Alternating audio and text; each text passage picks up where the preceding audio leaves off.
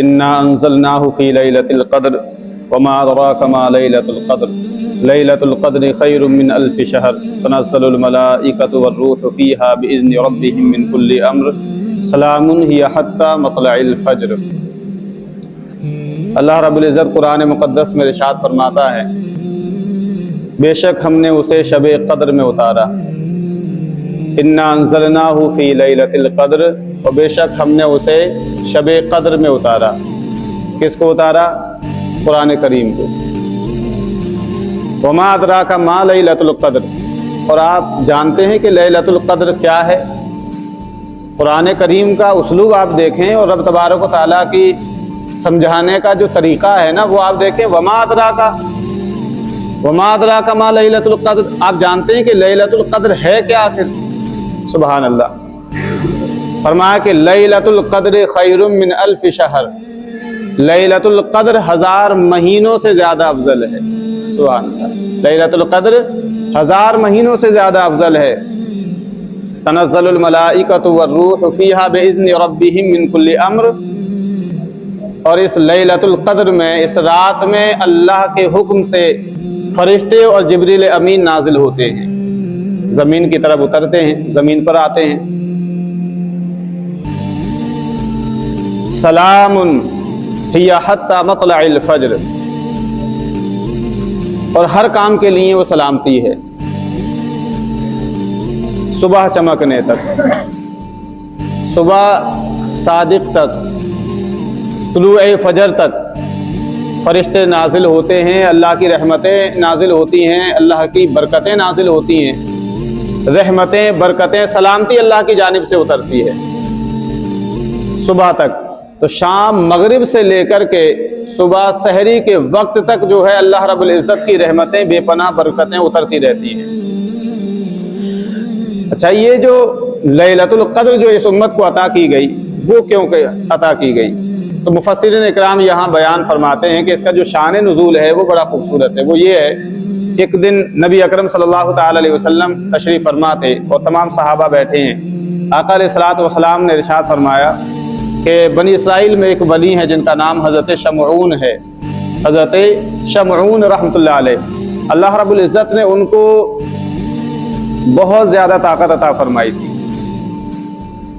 आपकी इबादत का जिक्र करते हुए अल्लाह के रसूल सल्लल्लाहु अलैहि वसल्लम ने इरशाद फरमाया कि हज़रत शमऊन ने 1000 माह अल्लाह की इस तरह से इबादत करी थी कि दिन को वो रोज़ा रखते, रात में क़याम फरमाते, इबादत करते, और दिन में रोज़ा रख कर कुफ़ार व मुशरिकीन से जिहाद भी किया करते थे।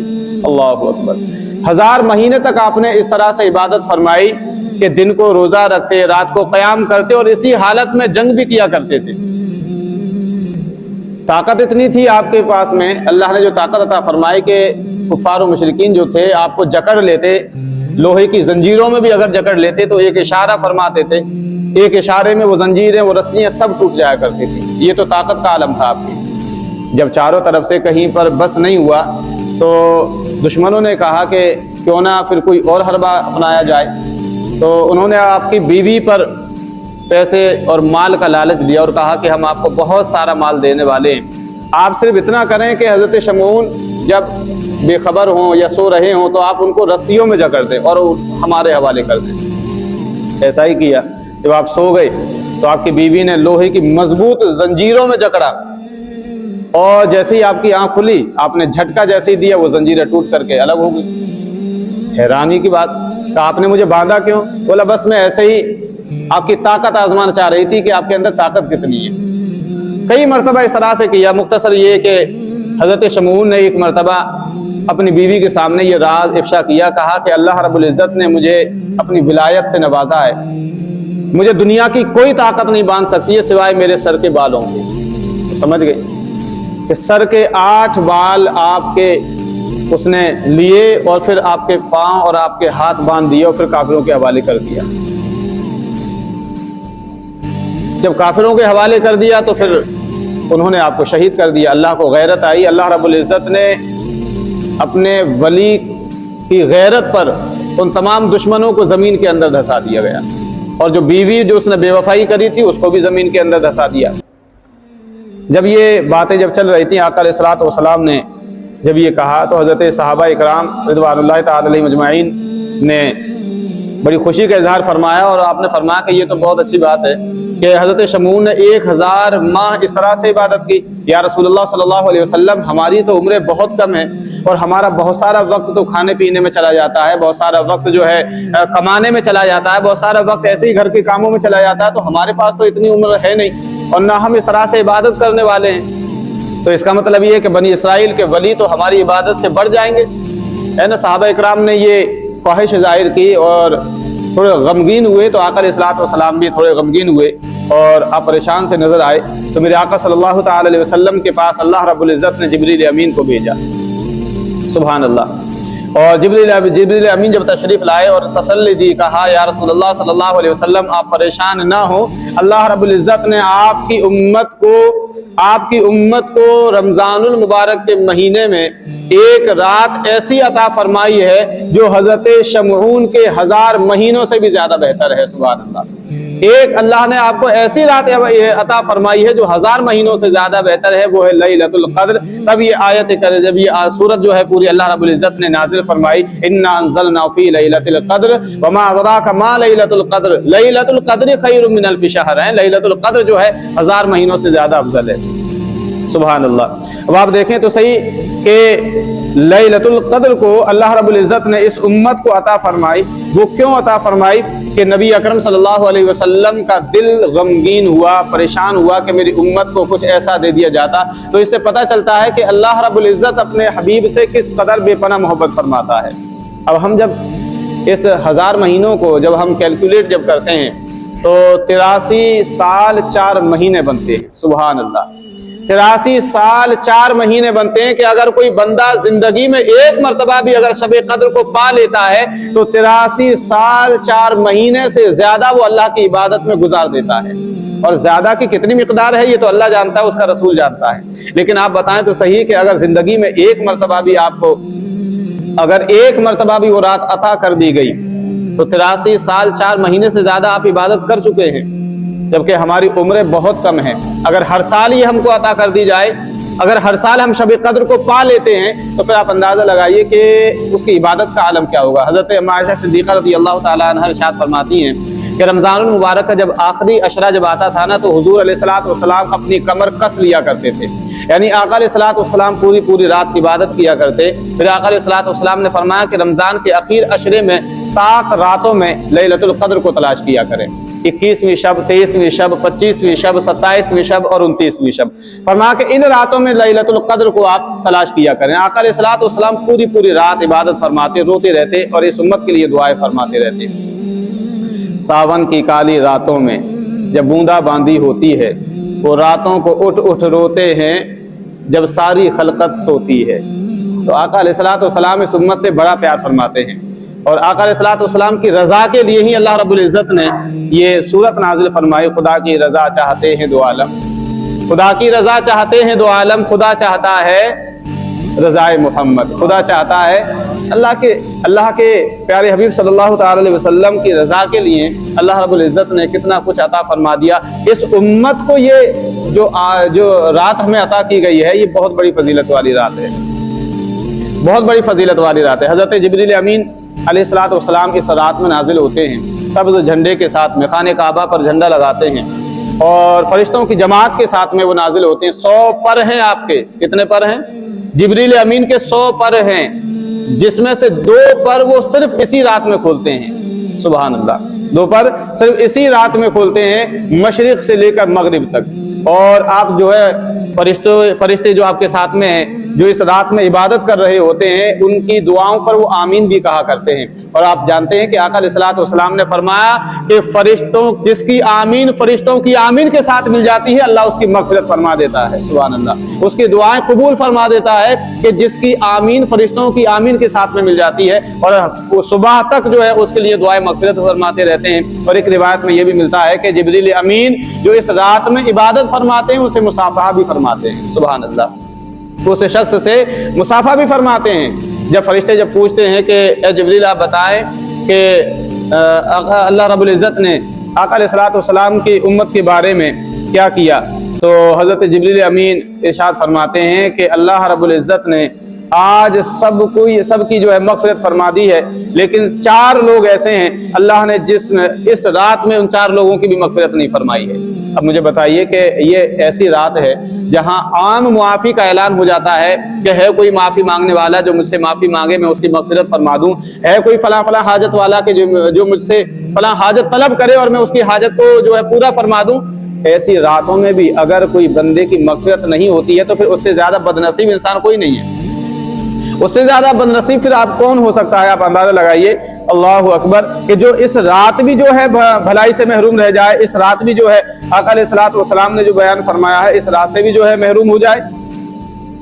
تو نبی اکرم صلی اللہ تعالی علیہ وسلم نے فرمایا، حضرت سیدنا انس بن مالک رضی اللہ تعالیٰ عنہ فرماتے ہیں کہ ایک بار جب ماہ رمضان تشریف لایا تو آقا علیہ الصلوۃ والسلام نے ارشاد فرمایا کہ تمہارے پاس ایک مہینہ ایسا آنے والا ہے کہ جس میں ایک رات ایسی بھی ہے جو 1000 مہینوں سے زیادہ افضل ہے، جس میں ایک رات ایسی ہے جو 1000 مہینوں سے بھی زیادہ افضل ہے۔ فرمایا جو شخص اس رات سے محروم ہو گیا وہ تمام بھلائی سے محروم رہ گیا، جو اس رات میں محروم رہ گیا وہ تمام بھلائیوں سے محروم رہ گیا، وہ شخص حقیقتاً میں محروم ہے۔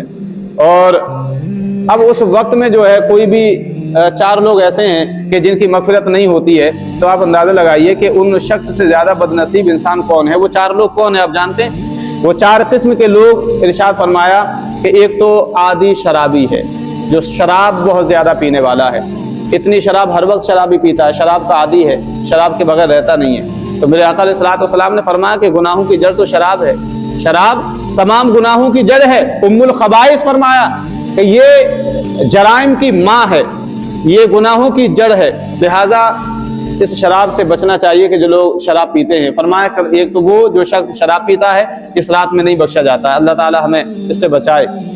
اور دوسرا وہ کہ جو والدین کا نافرمان ہو، جو والدین سے نافرمانی کرنے والا ہو، والدین کا دل دکھانے والا ہو، اپنے ماں باپ کی قدر نہیں کرنے والا، ماں باپ سے بدتمیزی سے بولنے والا، گالیاں دینے والا، ان کا ادب نہیں کرتا ہے نا۔ فرمایا کہ جو والدین کا بے ادب ہے، نافرمان ہے، اللہ اس رات میں اس بندے کی بھی مغفرت نہیں فرما دیتا۔ اللہ اکبر۔ اب اندازہ لگائیے کہ والدین کی قدر کرنا اور والدین کو ناراض کرنا کس قدر جرم ہے کہ اس لیلۃ القدر میں بھی اس بندے کی معافی نہیں ہوتی ہے۔ تو اگر والدین ناراض ہیں، والدین آپ سے روٹھے ہیں، تو پہلے جائیے ان کو منائیے، ہاتھ چومیے اور والدین سے معافیاں مانگیے۔ والدین کو راضی کرنا ضروری ہے، قسم خدا کی آپ حج بھی کر کے آ جائیں، ساری رات عبادت میں لگے رہیں، ساری رات سجدے میں پڑے رہیں، پورا قرآن بھی آپ پڑھ لیتے ہیں، لیکن والدین ناراض ہیں تو ایک نیکی آپ کی قبول نہیں ہونے والی ہے۔ والدین اگر ناراض ہیں تو ایک نیکی بھی قبول نہیں ہونے والی۔ میرے آقا صلی اللہ علیہ وسلم نے کتنا خوبصورت بات ارشاد فرمائی، فرمایا کہ والدین تو وہ ہیں یار کہ اگر ان کی طرف محبت کی نظر سے دیکھ لیا جائے، مسکرا کر کے محبت کی نظر سے دیکھے، فرمایا کہ اللہ حج مقبول کا ثواب عطا فرما دیتا ہے۔ سبحان اللہ۔ صرف والدین کے چہرے کی طرف دیکھنا، پیار سے، محبت سے مسکرا کر کے، فرمایا کہ اللہ والدین کی طرف دیکھنے سے حج مقبول کا ثواب عطا فرماتا ہے۔ یار آپ اندازہ لگائیے، یہ حدیث رسول ہے، زبان مصطفیٰ ہے، اگر کہہ دیا ہے تو ہوگا ضرور۔ کیوں؟ آپ حج کرنے جاتے ہیں، عمرہ کرنے جاتے ہیں، گارنٹی ہے کہ میرا حج قبول ہو گیا؟ گارنٹی ہے کہ میرا عمرہ قبول ہوا ہے؟ اب بتائیں، کوئی گارنٹی دے سکتا ہے؟ نہیں دے سکتا ہے کہ میں حج کر کے آیا ہوں، اتنی مشقتیں میں نے جھیلی ہیں، پریشانیاں جھیلی ہیں، میں نے اتنی پریشانیاں اٹھائی ہیں، میں نے حج کیا ہے، میرا حج قبول ہو چکا ہے، کوئی گارنٹی دے سکتا ہے؟ نہیں۔ لیکن زبان مصطفیٰ گارنٹی دے رہی ہے کہ اگر آپ اپنے والدین کی طرف نظر محبت رکھتے ہیں اور محبت کی نظر سے دیکھتے ہیں تو حج مقبول کا ثواب عطا فرما دیا جاتا ہے۔ حج مقبول کا، جو قبول حج ہو چکا ہے، اس کا ثواب عطا فرما دیا جاتا ہے۔ والدین کی عظمت کو سمجھے میرے یار، والدین کی قدر کریں، اور فرمایا کہ وبالوالدین احسانا، والدین کے ساتھ میں حسن سلوک کریں۔ والدین تو وہ ہے کہ ان کی رضا میں اللہ کی رضا ہے، ان کی ناراضگی میں اللہ کی ناراضگی ہے۔ فرمایا کہ ماں کے قدموں تلے جنت ہے اور والد جنت کا دروازہ ہے، تو دروازے سے تو ہو کر کے جانا ہی ہے۔ تو والد بھی اگر ناراض ہے تب بھی ٹھیک نہیں ہے، ماں ناراض ہے تب بھی معاملہ خراب ہے، دونوں کو راضی کرنا ہوگا۔ لیکن یہاں معاملہ جو ہے اس کے بالکل برعکس نظر آتا ہے کہ بچے اپنے والدین کی قدر ہی نہیں کرتے۔ اگر چاہتے ہو کہ اللہ آپ کی عبادت کو قبول کرے، اللہ آپ کے روزوں کو قبول کرے اور اللہ آپ کو جو ہے بخش دے اس رات میں، تو پہلے والدین کو راضی کر لیں۔ ہے نا, اگر چاہتے ہو تو پہلے اپنے والدین کو راضی فرمائیں. اور فرما تیسرا شخص وہ ہے جو قطع رحمی کرنے والا ہو, رشتہ داریاں توڑنے والا ہو, رشتہ داریوں سے تعلق ختم کرنے والا ہو. فرما کہ اللہ رب العزت ایسے شخص کو بھی اس رات میں معاف نہیں فرماتا ہے. یہ جو رشتہ داری ہے نا, کل قیامت کے دن اللہ کی بارگاہ میں جھگڑا کرے گی, مولا جس طرح سے اس نے دنیا کے اندر مجھ سے دوری اختیار کی تھی, اللہ آج تو بھی اس سے جو ہے دوری اختیار کر لے, آج اس کو بھی دور قطع تعلق کر دے. اور چوتھا وہ شخص ہے جو اپنے دل میں کسی مومن کے لیے بغض اور کینہ اور حسد رکھنے والا ہو, ہے نا. یہ بہت بری بیماری ہے جو چھپی ہوئی ہوتی ہے دل کے اندر, لیکن دل کی بہت خطرناک بیماری ہے. کسی کے لیے اپنے دل کے اندر بغض نہ رکھیں, کینہ نہ رکھیں, حسد نہ رکھیں, ہے نا.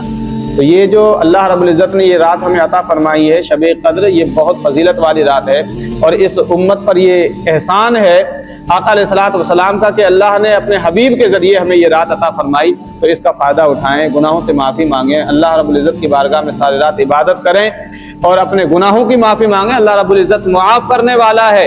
اللہ تو وہ ہے کہ بندہ اگر اپنے گناہوں سے سچے دل سے اگر معافی مانگ لے, اور اگر اس کی بارگاہ میں شرمندگی کے ساتھ میں اگر آنسو نکل آتے ہیں تو اللہ ان آنسوؤں کی لاج رکھ لیتا ہے اور بندے کے گناہوں کو معاف فرما دیتا ہے.